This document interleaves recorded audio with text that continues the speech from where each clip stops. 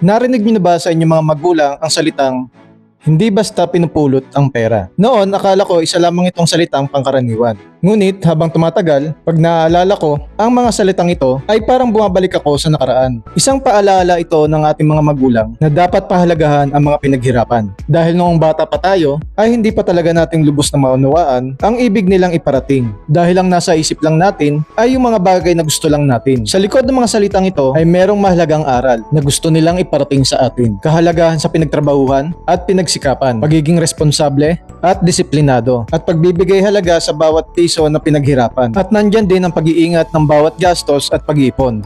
Kaya ngayong malaki na tayo at tayo ay tumatayo sa ating mga sarili mga paa, ang kahalagahan ng mga salitang ito ay unti-unti na nating nauunawaan. Oo, tama nga sila. Dahil kung hindi natin pahalagahan ang ating pinaghirapan, ito ay mapupunta lamang sa wala o hindi ito mapapakinabangan ng tama. Madalas kapag ang ating mga magulang ay nagsabi ng ganitong kataga, ay gusto nilang ipaalam sa atin na ang lahat ng bagay na mahalaga ay hindi basta-basta nakukuha. Dapat itong paghirapan at pagtrabahuhan. Maliit man o malaki ang ating kailangan, lahat yan ay dadaan sa tamang proseso. Maging kahit dito sa ibang bansa, lahat ng OFW, ang mga pera na kanilang pinadadala para sa kanilang mga mahal sa buhay, ay lahat ng yan ay kanilang pinaghirapan. Dugot pawis kapalit ng mga dolyar na kanilang pinagsumikapang pagtrabahuan. Kaya sana sa bawat padala ng ating mga kababayang OFW, ito ay pahalagahan at gamitin ng tama. At kung minsan kung hindi man mapagbibigyan, ay huwag sanang magtampo o isiping nagbago na. Dahil bawat perang kinikita dito sa ibang bansa ay kapalit nito ang buhay